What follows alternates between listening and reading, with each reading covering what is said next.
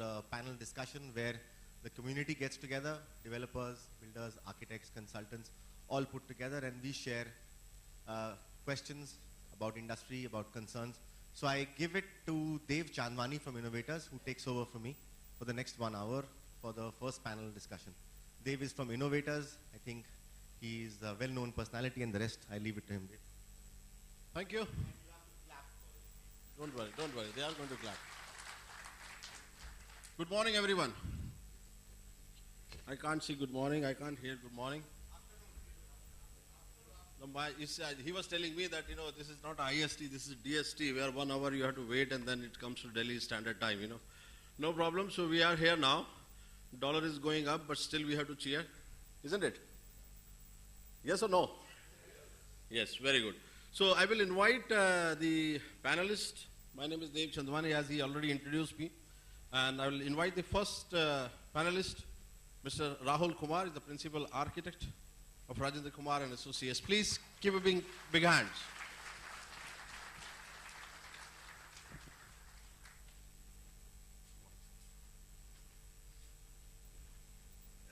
Second panelist is the Facade Consultant Community, Mr. Mahesh Arumugam, Director, Minart Facade Technology.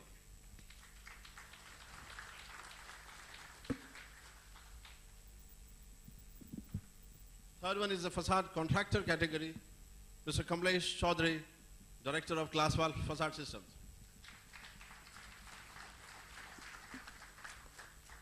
Please come, sir. Fourth one, Ms. Sandy Drake, Vice President, Thomas Bellwright.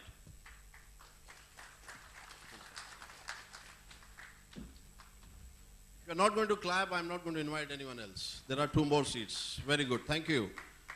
Fifth one is Mr. Mohit Kanwar, Associate Director.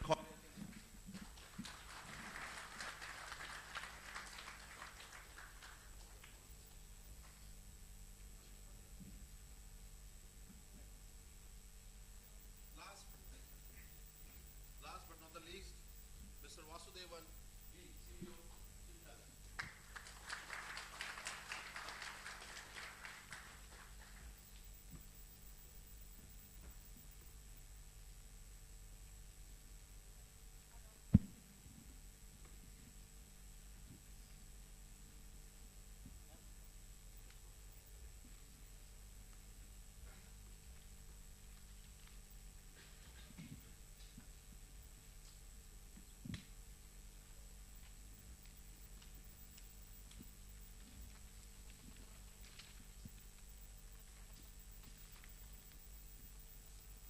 Right.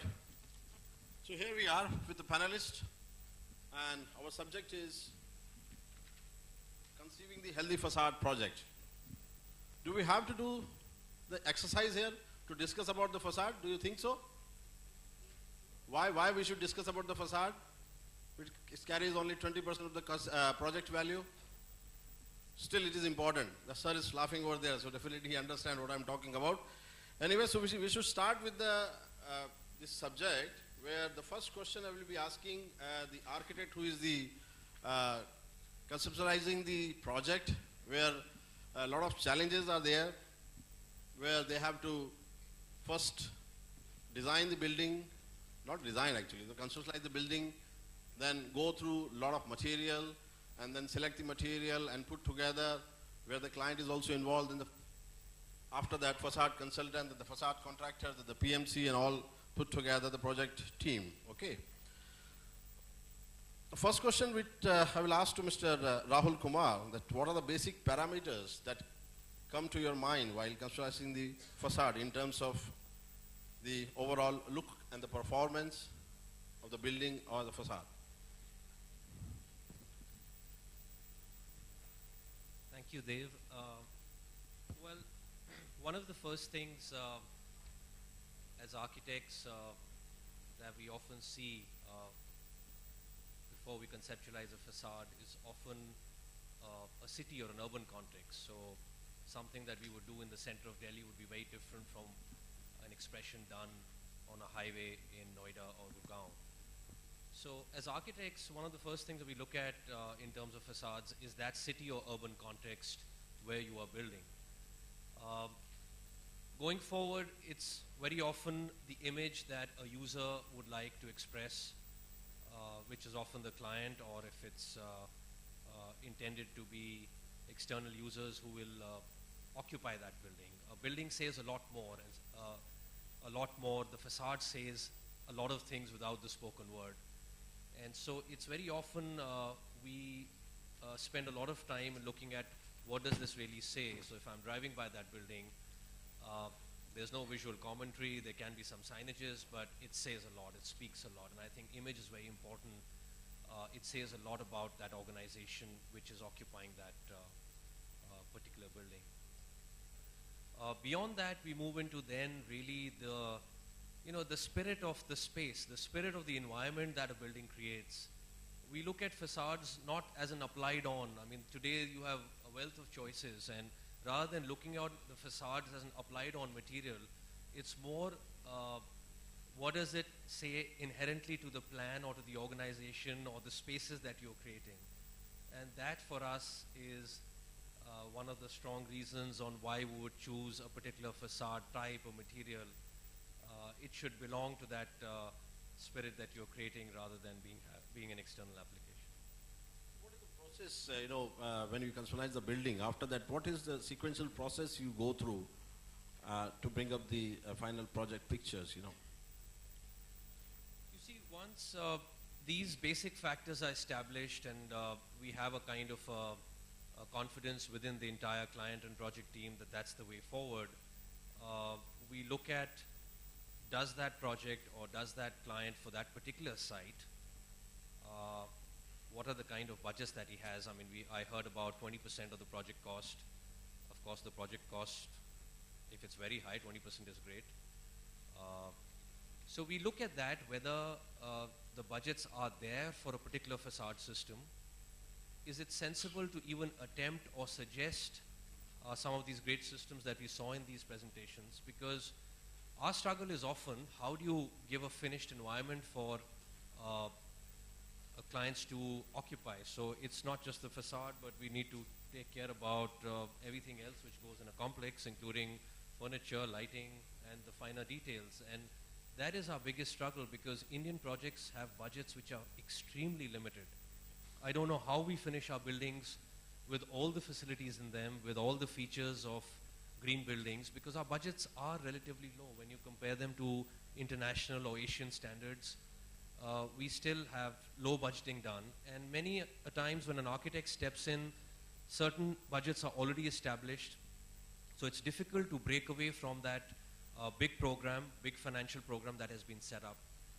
But post that, once you kind of get a feel that there is a particular appetite within a project to do particular facades or materials, very often we tend to test them on ourselves. So we, on personal projects, on project sites, we test out new materials, see how they wear over 6 months, 1 year. They may not be used for that particular project, but at least we get a sense of confidence on how they wear in India. Some of the biggest challenges that we face is exceptional products which you see overseas in buildings in the Middle East or in Europe. Once they are finished in India and you see them post 1 year, post 1.5 years, they don't look the same. And you often wonder, why did I actually spend that kind of money when this is what it looks like? Some of the reasons are because of the last presentation, as he expressed, that we're not using the right spec or we're not following the right process. But it's also due to our unique weather conditions, our dusty environment. The NCR region has a very high level of dust, and you often see a good-looking product is not the same. I can talk about the specifications, but to a user, to a layman, when you look at it, it is never the same. And so we try this on how these systems actually work in India, how those materials fare, and we often test them on individual projects or small projects or projects on a small scale on sites before we actually go ahead and specify these. So mainly you say that the budget is a main constraint for the I don't say it's a main constraint. I just say that it should be factored in well. If there is an appetite to do tall structures, to do intelligence systems, they've got to be budgeted in reality right on day one. So who, do you have any idea that who makes those budgets when, because as far as I know that when the client, think about a project, the first one is the architect come into the picture, then start from there. And the starting point also you have mentioned that, there are some budget constraints start from there. So who decide the budget, like, who bring up the value? Like, Well, very often, financial teams within organizations set those budgets for a particular project. It's not very often that an architect is also involved in that financial planning. okay. And where architects or project managers or other cost managers are there, it makes it better because you look at a more realistic, we don't say give it a more expensive or a higher cost, but we say make it a more realistic estimate or a budget right in the initial kickoff stage of the project. So based on your experience, you have so many years of experience. Have you seen that there is a disconnect of actual the facade, what we are talking about, and the budgets, what they are allowing us to do? Like, you are the link between the client and the down the line facade consultant and the contractor and the final, layout and the picture of the projects. Do you think that this budget word is creating some sort of problem in terms of selecting the material or the requirement and based on the environment and all those things? Well, like I said, if you go wrong in the beginning, you don't have the luxury of using sophisticated facade systems. Sometimes you find there's a tendency that you estimate a particular cost for a facade, but you're over ambitious to achieve it in 30% less when actually it's not. So what we like is projects where teams are actually realistic that look, this could cost X, but we buffer for X plus Y because of various conditions as the design develops. And I think it's better to be realistic rather than to say that I will get the best and the most expensive system in 30% less the cost. Okay. So, Mr. Mahesh, what do you think? Like, you can share your views as well, because you're also involved in most of the places initial level of bringing the facade element with the selecting of the material and the systems and everything. And if we are talking about the minus 30 right now, and then on top of that dollar comes, in picture. So definitely, where we are talking about the budget. So how the system works? See, there is a budget plus contingencies and provisions has to be kept, then it can be addressed. But 99% of the project in India is not addressing that. Okay. For example, other part of the world, if there is a budget, they allow some percentage for fluctuation, then contingencies and provisions to address the volatile and the fluctuation in the market. In India, is not that. They're trying to cut from whatever the budget, they're trying to finish the job in 80% of the budget they're trying to do, which go into inferior materials and poor quality of workmanship, and we're getting into the finish of a bad facade. Okay, so this is what is the ground reality. Of course, in the crowd, a lot of developers will be there. Of course, end of the session, we will ask the questions from the developers and the clients as well. So there is a disconnect, what we have concluded in this small discussion, that, the cost versus the requirement, there is a disconnect, which we have to plug in at a later stage in terms of identifying the material based on the budget, not based on the requirement. Is that correct, sir? Mr. Mohit, you want to say something about that? Yeah, that's more or less correct, because initially when we have a design brief, the design brief calls for everything, but the budgets are not there to sort of fulfill that design brief. Then we get into a reiterative study wherein we have to sort of find alternative materials, try to cut down on the budgets, look at contractors who probably would not have looked at the first place. So if we don't have a realistic budget, we land up into problems like this. And the problem is that budgets, as Mr. Rahul rightly said, come more from the financial institutions within the organization. Okay. Yeah. Okay. So luckily we have one developer in the panelists as well, Mr. Vasudev. You have a tough time in the starting now. You can start. So what do you think about the comments? See, I would say the budgets are fixed based on the market saleability first, Yes. whether it is residential or commercial. Yeah. We fix a budget based on what price we can sell the product in the market. Correct. And we freeze the budget in the initial stage, and Yeah. we as part of the project brief, we tell the consultants or the architects Yes. or the other people, this is a budget within which you need to design the entire Correct. structure. Correct. Whether it is MEP, whether it is a facade, whether it is a structure, or whatever it is. Yes. But as far as the facade is concerned, initially when the architects develop certain things, they show very luxury things type of structure, and we all got attracted by the finish of the structure. At the end of the day, when we come to the schematic stage, design development stage, Yeah. at that time when we realize that we can go ahead with the structure, we came back and the architect or other consultants or the fabricators come back and say, no, the budget what I allocated for the facade is not sufficient for whatever we have provided.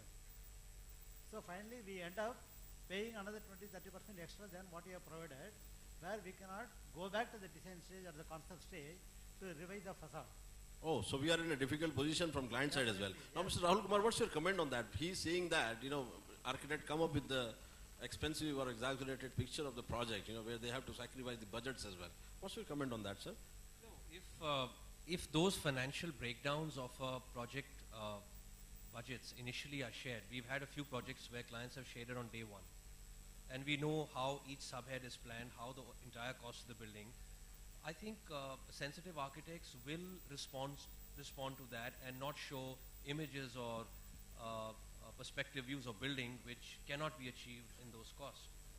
So if those are shared, I think it gives it gives you a realistic picture. We'd rather do a good-looking plastered building with good specification, with a good performance, and be realistic rather than attempt a glass and steel building which we know would never come in those kind of costing. So, Mr. Vasudev, what do you think? Now, what do you say? What's your experience in last, let us say, 5 or 10 projects, whatever you have done? So, you must have given some sort of budget to the architect, and architect will come up with the concept. Yeah. See, my earlier comment is only based on my previous experience. Okay. But what I want to conclude in this discussion for this particular Yes. subject is only, at every stage of the design development, I want every stakeholders to keep the budget in mind.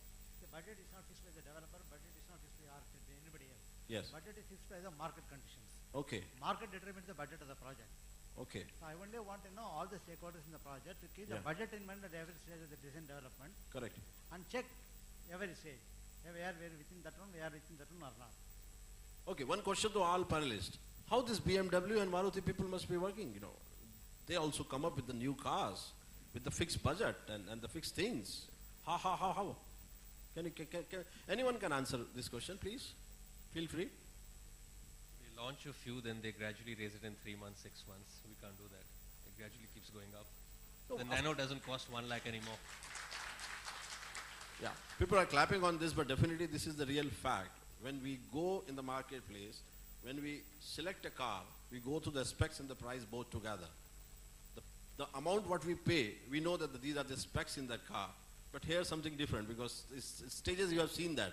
The client has given the budget and the architect has designed, the conceptualize the building, then the facade consultant has to design the building based on the budget and the concept what architect is given. Of course, the facade contractor will come at a later stage, at the final stage. They have their own set of problems as well to execute the job based on the various processes. But of course, our point of discussion is to understand the problems. We are not crying here at this moment, but definitely understand the project's problems so that we can come up with the solutions to help this community. Okay, so Let me add in here, as Mr. Vasudevan just expressed, the process of facade developing, just like the plan develops over stages, the facade also develops through concepts and schematics. I don't think all design architects have an idea exactly what that facade is going to be till they have a certain time going through a few design stages. So very often what we miss out is that development, that thought process which goes through the first 3-4 months of, let's say, facade conceptualization. There's a buffer for dollar increase, there's a buffer for all that. There's no buffer for letting a design evolve or a facade evolve. We need some contingencies for those in that process as well. Also, you see comparing car industry versus the facade industry in building. Car industry complete design, documentation, process, everything is over. Then call for OEM manufacturing and they launch the products, manufacture products, assembled and sell, so the cost is controlled. in the facade industry, architect given a concept, and maybe architect recommend to appoint a facade consultant from concept stage, the client never appoint. When tender comes, they appoint, then revaluation is not there. So it's not in a systematic approach, is not adopting in the industry, Okay. and is the design process is not 100%. Yeah. And after even in India, the structure finish, then call for further contractor. Okay. This is not acceptable in any part of the world. So So it's all the yeah. consultants from the construction stage itself, the facade contractors be on board, and the consultant be on board. If there is a casting channel to be put in, so every budget has been controlled from the day one. If the budget is not controlled from the day one without the consultants, then this is a vulnerability to the industry. So this might be the main reason for project delays. Can we conclude that? Yeah, because of a lot of various things are there which is coming up, and adjusting the budget. Today, if somebody says that this ACP should be there or this glass should be there, tomorrow budget is not allowing me, so definitely I have to change for it. So because of this lot of changes, mismatch planning is leading to the delay in projects or not? I think he's talking about mass production. You've done a prototype of a car and then you mass produce it. Yes. Buildings are different. Each building is unique and different. So the same kind of technology you apply on a different shape and form, the resultant cost is different. Okay. And it's the uniqueness of architectural buildings. Yes. You can control it over mass housing towers, mass office towers, which are exactly the same. Okay. But then they vary based on design and size. Okay. Okay. So we cannot conclude these are the basic, major cause for the project delays. Okay. So we'll go to the next. Kamlesh, you want to add something in between? If you all feel free, Yeah, no problem. So now I got few more questions. Now, architect has already designed, conceptualized the building, and architect has got certain things in his mind about the material, about the aesthetic values of the building. When it goes to the facade consultant, when it goes to the actual PMC's level, Mr. Mahesh and Mr. Mohit, do you find that any changes you do based on the requirement? Like client says that I want the sleek and slim, and later on, the structure goes thick because of the structure value. See, design has to be a iterative process. What we try to do is have an inclusion policy wherein we have all our consultants on board, including the architect, facade consultants, and all other consultants who may be involved in the project. They all come up with their own sort of subject matter expertise on whatever they're working on. And once we have all those comments incorporated, then only we can say that we have sort of reached the stage wherein there would be minimum variations later on. And that also helps to fix the budgets much better. So the first thing is that we should have all our major consultants on board, and we should have that design inclusion policy, and every stage of the design should also come coupled with the cost which is associated with it. If we do it during our concept and the schematic stage itself, I think during the documentation stage or when we actually reach the tender stage, there are very less variations we are talking of. Is that happening in India? It happens, it started happening, it happens on a few projects. Unfortunately, it is not a norm and it does not happen on all projects, but definitely we can recall projects wherein this is happening and it works pretty well. And that is how the schedules for the project can also be controlled, because you're not looking at variations, you have an unambiguous tender documentation, and you get the prices much better. There's lesser time spent on tendering as well. The schedules become much better. So whatever time you can spend at the planning stage initially, I think you can get back much more of that at the execution stage. So the policy has to be complete design almost before you hit the execution of the project. Okay, good. Thanks for saying that. And now, Mr. Rahul Kumar, I have got one question for you. Like, in past, let us say 5 or 6 projects, initial concept of your building and the project when it's completed, you, from architect point of view, from aesthetic point of view, forget about the budget, forget about all conditions applies to that project. Do you really feel yourself happy that, what I created? I think we achieve 65 to 70% of what we design. Okay. I wish that would get closer to 85%, 80-85%. Okay. Right, that we go for construction when there's 100% documentation done. Yes. We've been fortunate to do that in a few projects, but the numbers are very less. Okay. No problem. We'll definitely achieve 100% one fine day. So now I'll ask the question to Mr. Mahesh about the role of a facade consultant, for all this initial stage of conceptualizing, planning, and how you face the challenges, when you have one set of documents and the market conditions and budgets are not allowing you to, adopt those initial concepts, and how you just throw some light on your role in the project along with what challenges you face, and how you overcome those challenges, and bring the building a safe building, See, the role of facade consultant must start from concept, schematic, detailed design, tender documentation, bid negotiation and construction, witness testing, visual mock-up, and inspections and material testing and completion, even including stand list. It helps from the architect from the concept, schematic, and detailed design to tender stage, so architect's aesthetical vision has been achieved. From there, in the bid process, bid negotiation to construction, it helps all the project stakeholders to get what the vision architect created and what the buildings looks and the geometry looks. Selection of the systems depends on the geometry and the building envelope, and select of material choices, finishes, and also performance requires like air infiltration, water, acoustics, thermal comfort level. Even some of the buildings designed, even people can't sit 1.5 meter. So the space is wasted on the building. Means not a proper glass selection. The internal reflective glass selection is the biggest important point. So these all we have to address from concept to schematic stage. Also many people not understanding, we met a lot of young architects and people, they do not understand exactly what is the facade design requirement, because they think that they just hook the panel in a building, the building envelope is over, the aesthetical is achieved. It's not that. It interacts with the structure for live load and building sway and deflections. Otherwise you get glass breakages, you never know why glass breakaging, and also other failures will happen. It interact with the MEP for heat load and other aeration. This has to be collectively addressed and integrated into the design of the facade.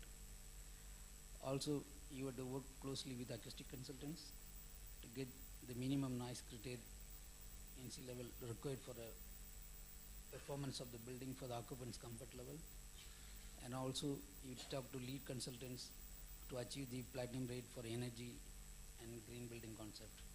So collectively, everything can put to get the performance of facade. You need a consultant to be on board from the concept, schematic, and it helps, and it performs the lifespan of the building. So that can be a role of a good facade consultant. Okay. So, from architectural point of view, Mr. Rahul Kumar, what do you think that in the facade consultancy role, what they are playing, is they are also considering the budgets in their mind, or they just follow your concept and design the building? Well, it's nice to have all consultants early in a project. I would bring on a facade consultant at a schematic stage, not at concept. At concept stage, there are too many other bigger ideas that we are discussing. The more people across the table, the more difficult it is to get the right direction on the project. There are too many other factors, and one tends to get bogged down in a facade costing or a facade detailing or a type of a system which has absolutely no bearing in the initial stages. What we find is where you start talking about facades when the architectural design team has not yet fully explored or gone through that process, we start talking about cost, budget, systems. It's too early. It's good that they come on early, but they should be at the schematic stage where you've at least explored what this building could be. And the end of the concept doesn't mean the facade is frozen. There may be some ideas, there may be some thoughts, but it may not be what the final expression would be. So I would say that they should start coming on that stage and then work together. No, it's not, it's never a question of what an architect thinks, what these more and more, as times go by, it's lesser and lesser what the architect thinks a building should be. But rather it's a collective decision, again, as Mr. Vasudevan said, from the market, from the users, of what is it that that whole building experience should do. But I think is to closely work with the architectural team, the project managers and the owners to see what is right, what is the right fit for that particular project. And that kind of collaborative working is, I think, very useful. I'll be honest, we don't have the luxury of facade consultants for, let's say, 50% of our projects. Owners depend on us as architects to have that knowledge and to detail the building to that level. And we do that. Before companies like Meinhardt and others have come in, we often used to use this as a collaborative tool with facade contractors. We still continue to do that. And I think that's a very healthy working of working with them in the initial stage. Of course, the problem is that they have to invest a lot of time with us when they are not assured about a chance to work on that project. And all of them, and some of them are here in this audience, they've really been helpful to the design architects to kind of educate them about new systems, to tell them about failures or successes, and we learn on a daily basis from them. And that's how we are able to do what we are currently doing. So that process, now we have three people in here. There's the architect, there's the facade consultant, and there's the facade contractor. I really think that in addition to the architectural and facade team members, the contractor should come in early. And somehow if we can evolve a system in the whole tendering process where before somebody like themselves or us are kind of fixed in our ideas, they come and collaborate with us to say that that is the way going forward, where we can tweak things, they can tweak things, and then it goes out to build. We need to find that process in which we involve the facade contractors or likely facade contractors as well.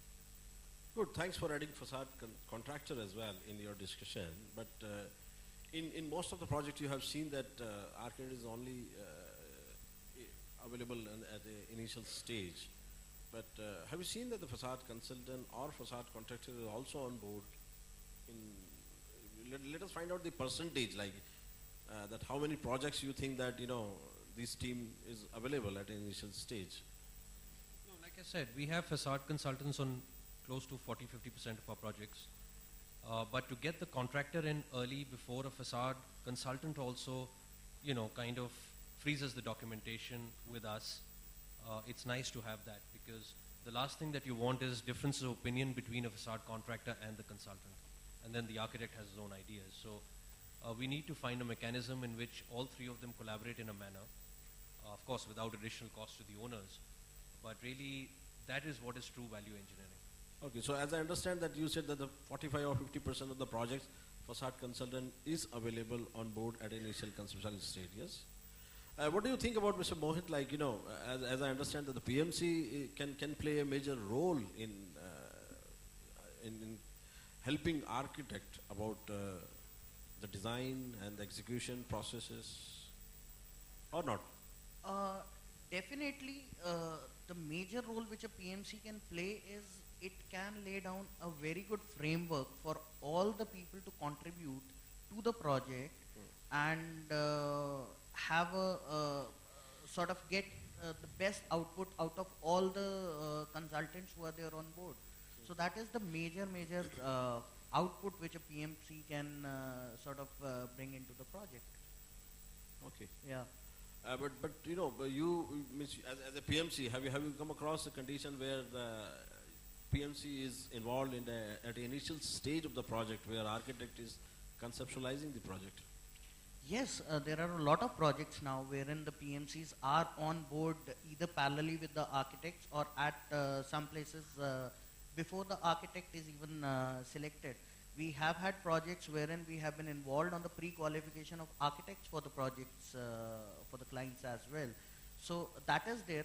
In fact, that is there are very few instances in this market, but I think in more mature markets like in the West, a PMC is always on board before any other agency is on board. Can you identify the percentage of projects where PMC is involved? Just rough guess. Very few. I think of the projects we are working in, we would have maybe 10% of the projects wherein we would be involved in the pre-qualification of architects as well.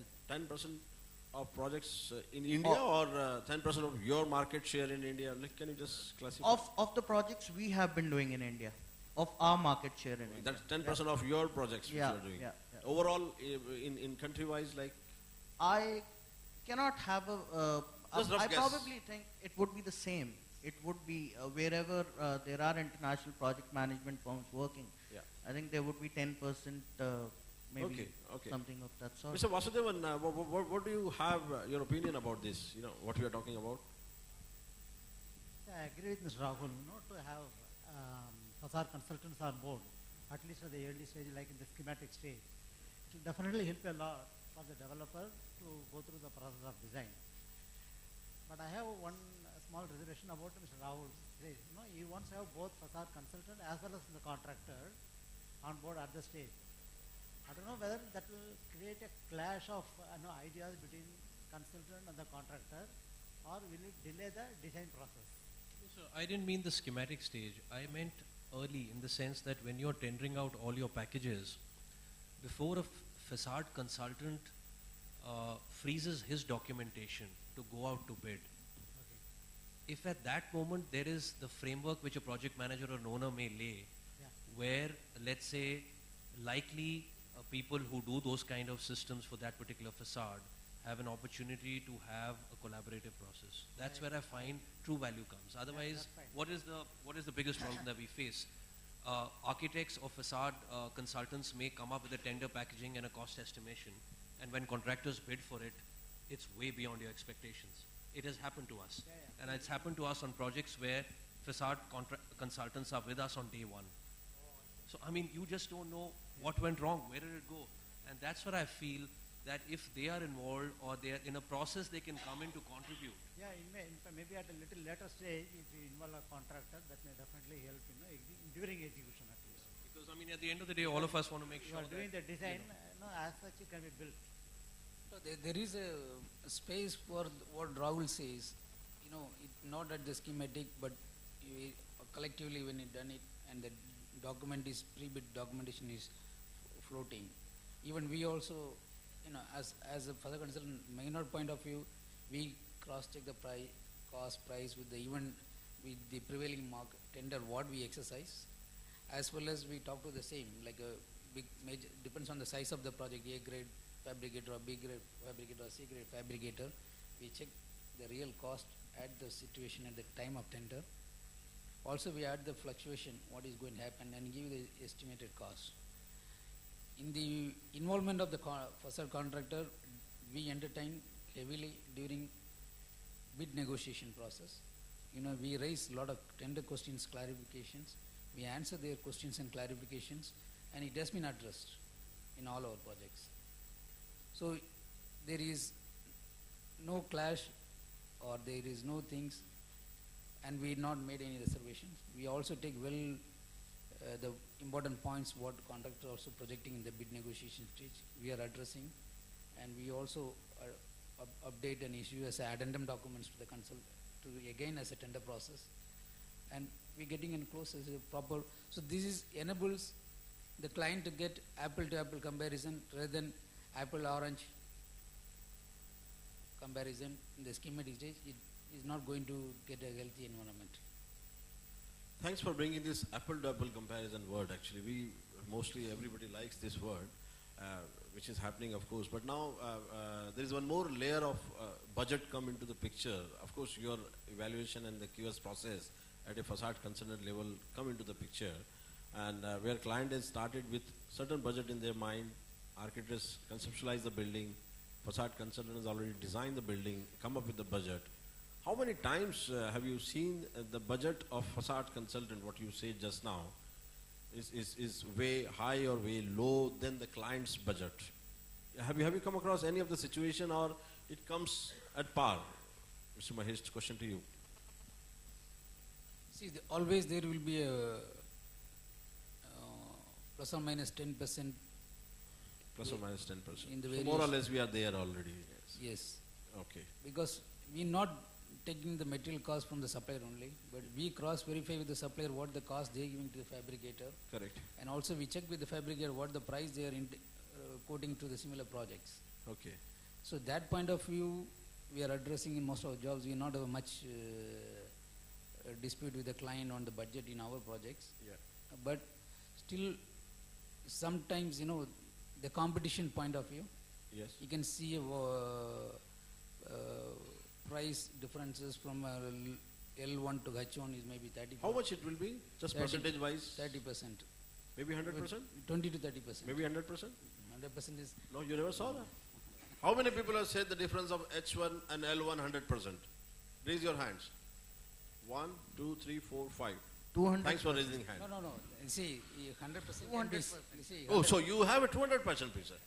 So we lock this figure of 200%. No, you see that you must see that sometimes people exercise for that to get the bottom and to get the high level. But you go to capability, pre-qualification, a level of A grade contractor or B grade contractor, C grade contractor. In other part of the world, for example, Singapore, the Building Construction Authority regulates Okay. by constitution that only means 10 million above this contractor A grade only eligible to participate in the tender. Okay. Do we have this process in India anywhere? Is not here. It's not.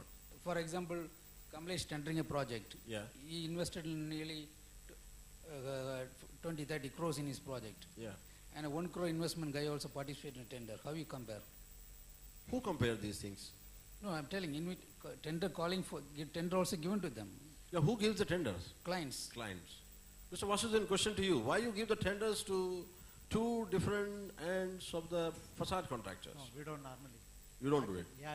See, actually, there is a selection process, shortlisting process for the contractor. Who shortlists, you or some consultant? Yeah, either the client or the client appointed PMC. PMC. So, Mr. Mohit, question to you. How you compare? How you qualify? See, if there is a proper pre-qualification process in place, What is that proper word? Can you explain that, please? the pre-qualification, there are a lot of factors. There's a complete matrix which we sort of use. The turnovers have to be compared. The projects in hand have to be compared. The bidding capacity has to be looked at. The project in hand, the project for which the bidding is being done is being looked at. So there are a number of factors. I think around you can count around 15-20 factors which you could have in a pre-qualification format, and it's a very, very objective process which we have, wherein there's a proper numbering for all the contractors, and based on whatever the scoring is, the tenders are only awarded to the pre-qualified parties.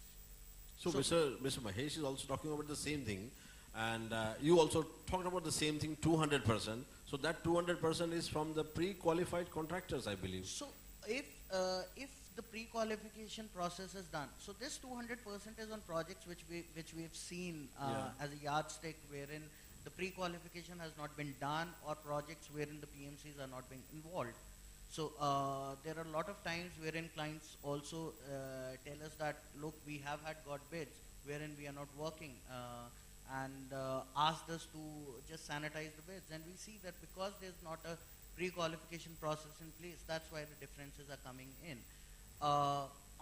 Wherein there is a proper pre-qualification process, there are differences, but still the differences are to the tune of 30-40%, depending upon how much the vendor or how much the facade contractor is willing to work on the project. So there's this issue as well in our market, wherein vendors don't take the first bid very seriously. So they can bid anywhere depending upon. They will not say that they are not interested in the project. They'll just put a abnormal bid. Okay. So you mean to say that from pre-qualified contractors, you have observed only 30 to 40% of the price 40%, yeah. difference. And of course, Mr. Kamlesh would like to throw some light. You have picked up mic. Yes, please. The basic difference when what I see when we say that this whole process of pre-qualifications, but the way we are looking at things and the way the world is moving, the way India is moving, there are so many firsts happening over here, the tallest building, the tallest commercial, the highest wind loads. There are so many firsts which are happening. And what we see and what we observe as a practical fact, that despite the fact that the pre-qualifications are being done, there is no difference between the men and the boys. Okay. So even after you have done or what you have done, so many first things are happening that the real pre-qualification is still a big question mark. To me as a facade contractor, what I see whenever there is a bid which is there, and then suddenly I see that a guy who's not even done a 20-story building is bidding for a 60-story building, and he's still there in the process and he's a pre-qualified contractor. So that's where I have a difference of opinion, that when you say the difference between 30% to 200%, it's very difficult even for the facade consultant or the client. Basically, it's the pressure which comes in from the commerce or the markets. Again, we are all talking about budgets which are prefixed. We are not looking at the another angle, which is appreciation or depreciation of the real estate market. Does it call for? So does it call for an increase or a change in the whole situation? So the pre-qualification is a big question mark, which we all really have to go more deeper, more difficult scenario. Logistics are difficult. So I think the whole process needs to be more looked into. Can you just identify the percentage? Like, I always ask, like I asked Mr. Rahul Kumar as well, with the 100% achievement through the conceptualization to the actual building. So in this whole pre-qualification process, you have a very large amount of experience in this Indian country or Indian industry, And how do you think, like, how you classify how many projects are properly pre-qualified? They are selecting the facade contractor properly, pre-qualification is done. At least now, with the fast internet world going on and everything, a lot of developers have got now their own engineering teams in-house now, which previously was not their case. So these engineering teams, along with the consultants and the architects, they form a very strong team. And that's where we see a big change now, wherein at least in the, you can say as a class or a good development which is happening, we see there is a lot of change in the whole process. But what is the percentage do you think that is happening? 30% of the project, 40, 50, 100? Now in our category, I can say that it is nearly around 60% of the projects having a PMC or a consultant or in a very early stage, very early discussions. And the clients are also discussing on a separate note on the same parallel lines when they are discussing with the architect or the consultants also, that look, we are looking at this, we are conceiving this. What do you think as in terms of logistics? What do you think in terms of cost? Whether we'll be able to achieve the cost? What are the timelines that we are looking at? So now in this category, I feel that there is a big change which is coming every day. Okay. Sandy, you would like to add something? You picked up the mic and you want to say something? If I may add. Also in the pre-qualification stage, you would have to look at the systems that each company is providing, and other things like the technical team and what they have delivered before, how their outcomes was when they were tested. There are other things, other factors which I'm sure that PMC also looks at, such as the repeatability of the quality of the project. So if you do a good quality project for the first time, are you able to repeat it next time and the third time? And this is what differentiates probably a good contractor from someone else who has no experience and have just started in the market. But we are sitting with a few questions. Like PMC says that the pre-qualification process has to be done properly, and when we started properly, it went down to not happening properly. And then Kamlesh Bhai says that it is happening in most of the A-class project. We are talking about whole country, various projects where the pre-qualification is not done properly. And how can you identify the facade contractors or the team of people, those who are working in the team? Mr. Vasudevan, what's your comment on that? Because this is a very complicated things are happening now, that pre-qualification is not done properly. That's what we concluded. I also say pre-qualification is being done for the major projects. Major projects. Okay. I agree with 70% of the projects pre-qualification being done for the large scale projects, and when we get the offer, variation between lowest and highest is not more than 25-30%. So in that major project, do you think that everything is happening 100%?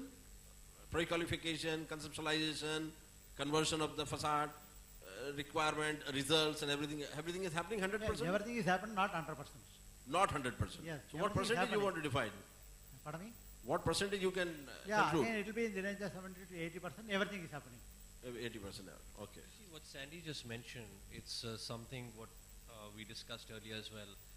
Sometimes, many a times you select a consultant or a contractor and there's a 2-stage or a 3-stage process. So she mentioned shortlisting not just contractors but a kind of a system. And if we can kind of, have a framework for like a 2-stage system, so you can also identify what are the systems that you're going to go for.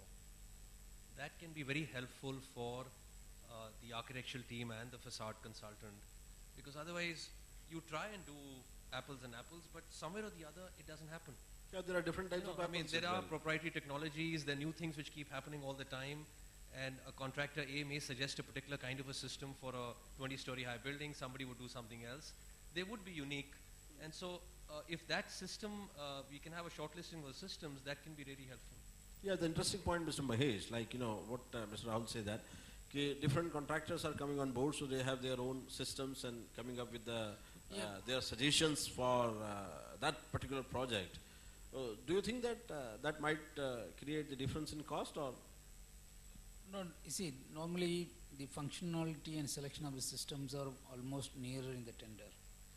But sometimes vendor have their own proprietary system. Sometimes vendor comes with system supply system. So the similarities and the performance and functional requirement of the system is matched, and we do technical comparison and advice. For that, in our process, in the consultant point of view process, there is a compliance matrix which we generate technical submission, material register submission, and we do proper appraisal and given a document, and then shortlist the vendor for commercial negotiation. See, most of the corporate projects, what you're doing, they never open the commercial upfront. All technical matrix is over, technical compliance is happened, then open the commercial. In the private building sector in India, they open everything as a one shot, and they, between the contractors themselves and the client, the relationship may or may not know, they know what is the cost there. Then they start to squeeze the system. Then that's why we're getting into a problem of poor quality facades. Keep it commercial aside, what is technically required, and get it done at the tender bid negotiation process, system compliance. Even we ask for simple calculation that they quote rightly. In India is the only country exercising the weightage tender. None of the other places is there. There is no shortcut to engineering. There is no shortcut to design. All the process to be get it done technically, then evaluate the commercial process and get done, then you will get the good quality facades. Just add one small thing. Yeah. It is not just only pre-qualification that gives room for variation in price between lowest and highest. It is also ambiguity in specification, and that Ambiguity in? specification. Okay. So which is creating in the minds of contractor also creates a room for this variation in price. So what is the solution for that? No, they give more clarity in the specification. Who gives the clarity? Consultants. Consultant. So you mean to say that there is no clarity in? No, I'm not saying any clarity. I'm just giving one of the other reason other than pre-qualification. But is that what is happening in the industry right now, or you just a comment you said? No, it is happening. No. See, It is when happening? There is Okay. an ambiguity in the specification when the contractors are not able to understand the specification Okay. and interpret to their convenience, Okay. and then this variation also happens. What's your comment on this, Mr. Mohit? So as I had initially also put it, it would be always better if we would be able to close a lot of our design development before we get into the execution stage. That will lead to almost no ambiguity in the systems, and people would be able to quote at par. Because when you are still in the schematic design stage and you tender, then you know there is room for change, and everyone interprets it in its own way. The contractors also, because when they have to do the shop drawings as well, they probably look at certain figures certain systems which they can manage, and that is why there's a difference in cost as well. So who controls this process? Who is the responsible to control this process? So normally what happens is on projects, the schedules are such, everybody is in hurry to hit the execution stage as such. So if we give ample time, more time to the planning and the design stage, probably we could eliminate some of these problems. Kamlesh, you want to say something? See, we were just discussing the difference when we said the difference is between 30% to 40% between one contractor to another or one bidder to another bidder.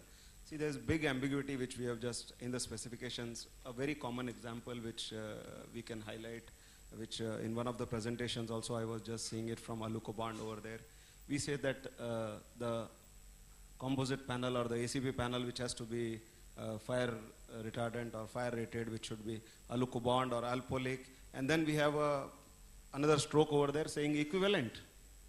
Now, probably with our experience, we would always recommend using products which have got a credit, a past track record and all, but we really don't know what other bidder has taken it. And assuming he starts playing the gamble on the day one, and then that's where the whole difference of 30%, 40%, and once you complete the building, and you will just realize it after you have already completed it. So this is where we are coming nearer to the BMW and Maruti concept, isn't it? There we have defined everything properly, that this is what I want, this is what is going to be served, and this is what the price is.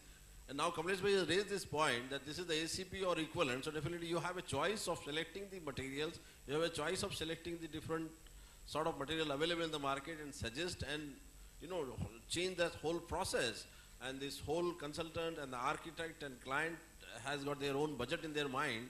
So definitely they will also like to have that budget to be achieved with those equivalent amount of, equivalent specification of the product. Is that correct, Mr. Mohit? Yeah, definitely a lot of vendors would like to play that gamble on the equivalent thing. But then the responsibility lies on the project managers and the clients who are analyzing the bids to actually see if during the techno-commercial negotiation stage, you always see what the persons have, what the people have quoted with, what are the products they're using, and whether those equivalents are actually equivalents or they are not, they're just hoaxes. So that responsibility lies with the project managers, with the consultants, and with the clients who are actually analyzing the bids. Oh, now we are coming nearer to that point now to Sandy, like where Sandy was saying that the testing in our presentation, the testing is not happening. Most of the contractors might not, prefer the testing, something like that, Yes, because So, everything starts. What I understand, testing means create pressure, So I think I answered that question. So, don't you think that the testing plays a major role in that equivalent standard of the products, where we have selected the equivalent specified product, and the testing plays a major role or not? At the end, it depends also on the specification. If the specification is performance-based or product-based. Oh, right. Yes. So the two types of specification. One is a Yes. performance-based, and So- second one is a product-based. So, Mr. Vasudevan, you like to have the performance-based or the product-based? Preferably, I would like to have both the things in hand, See, I need, this system has to perform. Sir, I ask so only just one. will leave. Okay. If you give me the preference, then I'll have performance-based. Performance-based. Yes, come to Sandy now. Yes. This system has to perform, Yeah. just not for the defect liability period. It has Yes. to go beyond that one. Definitely. So now, Sandy, you come. Yeah, performance-based. Now, carry on, please. Sorry to interrupt you. So basically, even usually, if the specification is open and you only have a performance, then many products will come in. But if you specify like 3 products and you say are approved equal, then you have to go into these products and check what is their performance in case you are looking to evaluate another one. So at the end, also it comes down to the product's performance. But also you have to look at your project and what your project is, where your project is located and how high it is and what kind of specification and what kind of performance is required for this product to function properly and this project to work. So testing will of course help you, And in case you are looking for a saving, and you are actually looking at the actual loads, let's say, or thicknesses, then testing will help you in the value engineering process of the project. It does not really only have to be like a cost that the client has to pay. So if in concept on paper you have an idea where you can save money and then you test it and validate it, then this will also serve the project. Okay, so now let us say the testing is already done. Okay, after the testing, now how you as a testing agency, make sure that the facade will work for so many years, whatever mentioned in the tender, 10 or 20 or 25, whatever. Do you play any role over there, or you don't play any role, means as a testing agency? Okay, as I said before, this is all a teamwork. We will not be able to work only by ourselves. So you just test the facade which is coming to the laboratory only. You are not connected to the facade which is coming up at site. No, this is not what I'm saying. Okay. What I'm saying is when this product comes to us, and we have to look first into the specification. Okay. Okay, I have to look into what the architect has written, make sure I am testing to the correct specification. Yeah. And I have to document what I have tested on drawings. Okay. Okay, so I have the details from the contractor. If we are involved later on, we will give, for example, a controlled dismantling report where we break the glass, for example, and make sure it is fully tempered or heat strengthened. We document where the seals have been added. If there is any repair during the testing, it's very important that we mention it in the report. For example, at the first try, there was a leak, then we added a seal in this location, and then it passed. So the report has to be clear enough to serve us and to serve other parties in the project to make sure it's implemented. So definitely, you prepare a report, and definitely the team has to follow that report. Kamlesh, you want to say something? No, in this complex design, and the facades are becoming more and more difficult, not only in terms of aesthetics or design, but also in terms of structural performance, which is very important. So as a fabricator, I feel that we strongly recommend that on such complex buildings, performance test should be made mandatory, should be made necessary.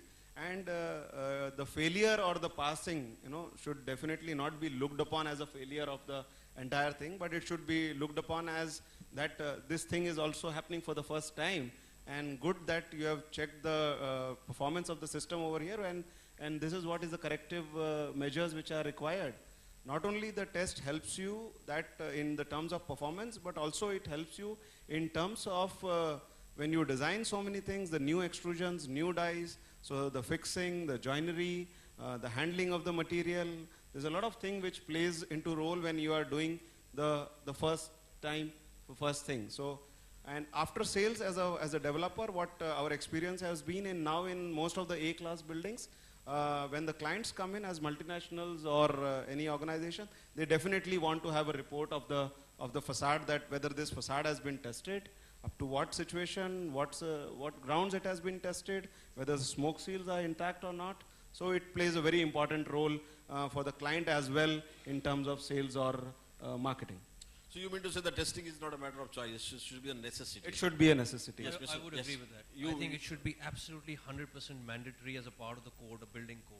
Yes, okay, very good. So now the testing is failed. Let us take the example of that one. So who is the responsible for that? In our experience, when you bring the test mock-up and you test it, in 80% of the pre-tests, there will be a failure. So even if the system is tried and tested, if it is changed a little bit, but the degree of this failure or the degree of this learning curve while we are doing the test will differ. So the failure might be a small drop of water, it might be the window that needs tweaking, it might be more drainage holes that need to be added. So it will be an enhancement to the system. And these failures, they vary. Sometimes they are part of the learning curve, as I said, and sometimes they are major failures in case there is something that was really wrong with the system. So a confident contractor who has tried this system before and has come in now with a new design and the new components, will embrace this failure, and he will look into this as a learning experience, because it is not really a failure. If there is a leakage or there is something that needs to be fixed, this is not a failure. This is basically the first step, and then you rectify it and you test again, and then it passes. And this is actually what is the objective of So this whatever your exercise. suggestions you are giving after the failure of the test, like, do you consider the client's budget in mind, or you just want that these changes to be done? Of course, the way that the mock-up is rectified, first of all, you would go into having the same components exactly, and you try to tweak them. And this is a discussion that should be happening with the contractor. Okay. So he would first go into... Contractor only, or the facade consultant as well? It depends on the project team. Each project is different. Okay. If the consultant, if the facade consultant is involved with the team, and if it's a teamwork, then yes, everybody sits together with the testing agency. We are always there in case someone wants to ask us. But if we go to extreme measures, then we probably change all the gaskets. If we go to even more extreme, we would remove all the panels, put them together back. It depends on what the system requires. Okay. Sometimes Yeah. you would need to reinforce all the components, and Yeah. that would add to the cost. Yeah, okay. Mr. Mahesh, you want to add something? My 20 years experience, most of the facades we tested and witnessed. Engineering point of view, structural point of view, it never, most of the time not fail, unless you reduce the thickness or you compromise on material or size of the bracket or anchor, whatever. Otherwise, most of the cases passes. Whatever she mentioned, that performance, like air, water leakages, this is purely is a good system design which proper tolerances and proper gasket design and properly fabricated and installed. Definitely, even it's passed pre-test. We recently tested one project. It went for 5 times test. Even is a very high wind pressure, and still it passes after 5 times test on the same system. So structural point of view, if properly designed, properly done, the engineering wise, so the system will stay. Structural safety will be there. But performance is a vital role for everyone has to play. As a consultant, we have to professionally play. Contractor has to performance-wise play. And it has to be get it done for the full performance of the facade, structurally and performance point of view. So, Mr. Rahul, what's your experience like, the client will come up with a budget, and you have designed, conceptualized the building with the time frame they come up that we want to complete this project in 1 year or 2 years or something like that, okay? And you have seen that whole discussion was going on with fine-tuning the requirement of the project, which takes a lot of time as well, R&D as well, adjusting the budget, selecting the material and everything. And the pre-collision process has got some problem, and specification was having some problems. So don't you think that this project is not going to complete what client has in his mind? Or what's your experience in last 5 years? That's why you need to do the scheduling right and honest on day one. Okay. We make the initial schedule and budget very unrealistic. It's better to be honest there on day one to say it's not going to take 2 years, it's going to take another 6 months. Who should play the role of that honesty?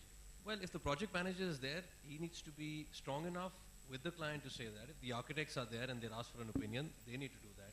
Okay. And collectively, you've got to realize as a team, because you're working towards targets which, will make quality suffer, will have leakages, will have problems in every aspect of the building construction.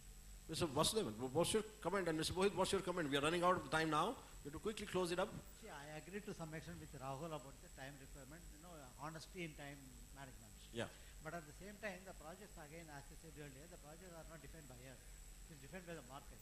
And we pump in a lot of money in a project, and any developer would like to release the money as quick as possible. There are a lot of ways and means to complete the project at the earliest possible time.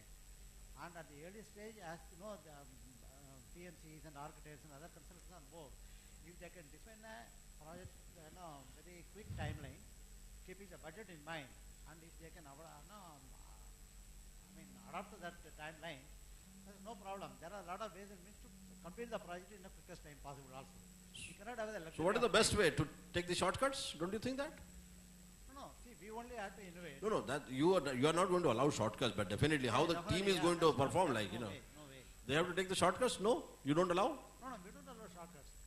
Yeah, Mr. Mohit, what do you think? How can you complete the project with all these questions in mind, in a strict timelines? So definitely, I completely agree with Mr. Rahul. You have to be very honest about the timelines. A lot of time, the timelines are unrealistic, and on day one, you have to get together as a design team and tell the client or whosoever the stakeholders are that these are the timelines on which we can complete the project. And then you have to put every effort to. I'm sort sorry of about to realize. interrupt you now here, because time is running short. Of course, we know that what is the ideal condition, but it's not happening now. So how to complete the project in timelines given by the client with a tight budget? Do we take the shortcuts or not? Can we conclude that or not? Definitely, you can't take the shortcuts. You just have You to can't be, take the shortcut, but do we take that or not? You just have to be honest about timelines. No, You- but we are honest. We are telling them, but client is not listening. Then what? We have to take the shortcuts or not? You cannot. We cannot. Project, if the project get delayed, it has to be. You cannot take. So what's your experience? You intelligently overlap. Intelligently overlap. That's a new word of shortcuts or not? It's not shortcuts. Okay, so you can clap for this final statement. And I think we have concluded this discussion here. If anybody would like to have the questions, there are 3 laps, only 3 questions is allowed. Quick question, small questions. Yes, sir, please. Mike, please. Oh, is the answer? No, it's, No, it's okay, a no problem. comment. To proceed with the project and to make it fast, Yeah, first of all, the client or the developer, yeah. either he trusts the architect that he gave him the project, and give him the free hand of selections, of materials, of colors. Most of the projects that I worked on is delayed because of the selection of the colors, selection of the aluminum, selection of the glass colors. This is one of the things.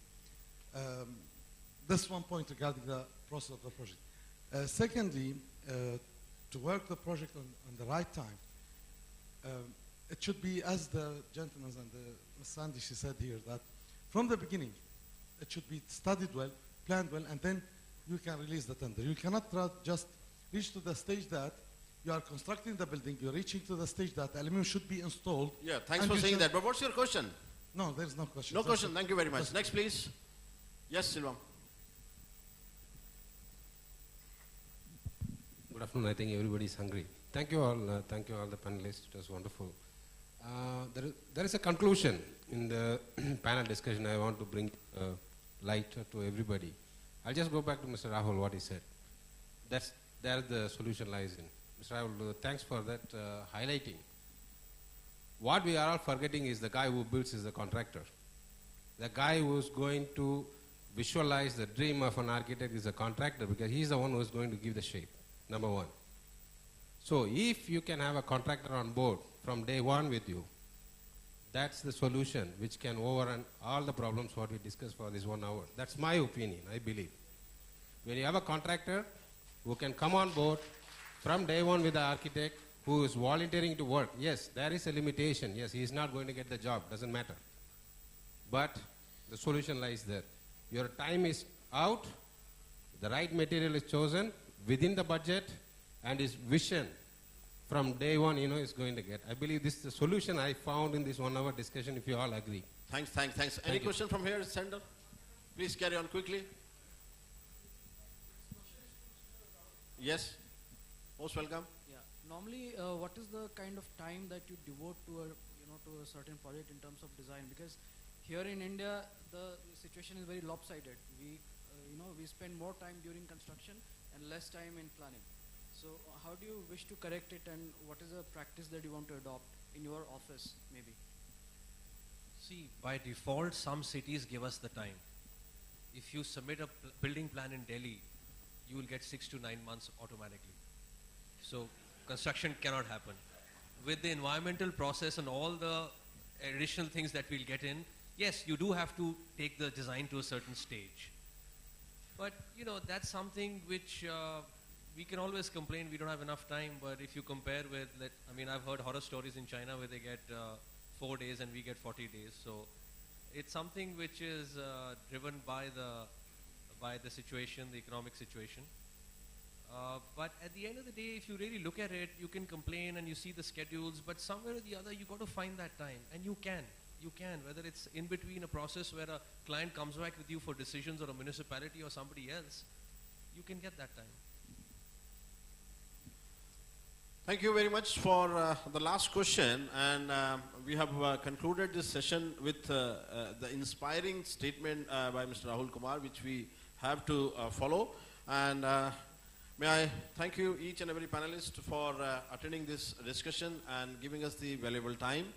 And one thing I want to explain here, like, my father used to say that whenever you are going into such conferences where a lot of people are coming, with their lot of experience, and everybody has got the 25 plus years of experience. So put together, time is still 1 minute, yeah. So put together, there is experience of almost 200 to 300 years of, maybe 400 years of experience. So whenever you go in such forums, you just, अपना जो बोलते हैं ना, हिंदी में बोलता हूँ मैं, कब खाली करके जाओ तो बहुत ज्ञान मिलेगा. So which we have to adopt it. So thank you very much for giving me that sort of knowledge, which I'm going to take with me. I'm sure that the crowd has also taken a lot of knowledge from this discussion. Wait for throughout the day. There will be a last session which is going to, give you a lot of information as well. So thank you very much, Mr. Rahul Kumar. Thank you very much, Mr. Mahesh. Thank you very much, Mr. Kamlesh. Thank you very much, Sandy. Thank you very much, Mr. Mohit. Thank you very much. Can we have a big round of applause? Over to Master of Ceremony. Thanks. Thanks, Dave. Thank you all the panelists. Just before we break for lunch, I'd like to call Tarun Khemlani, the Spider-Man, because he has cradles running all over town. Tarun, can announce the lunch, please. I'm Tarun Khemlani from Clean India Group. We actually specialize in all requirements for access at heights, from systems to cleaning to rental of equipment for the purpose of fixing of facades. So please, we have a booth outside. Please come and visit us. We've been in this business for more than 20 years and done over 1,400 systems. And you can have a look at our booth. You can get more details there, and please have lunch. Thank you. A clap for lunch, maybe? Sounds good. Everybody hungry?